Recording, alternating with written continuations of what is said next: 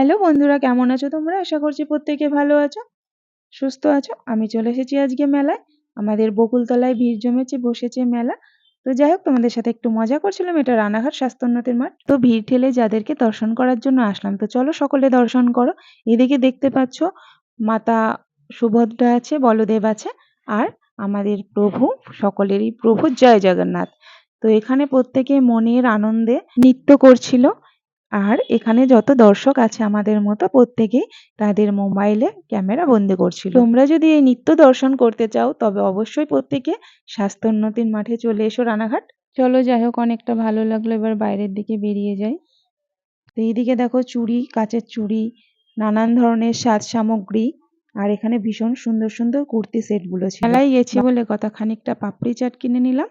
এখানে ছিল সুন্দর সুন্দর মালা আর কানের সেটগুলো। ভিডিওটা কেমন লাগলো অবশ্যই একটু তোমরা কমেন্ট করে জানিও।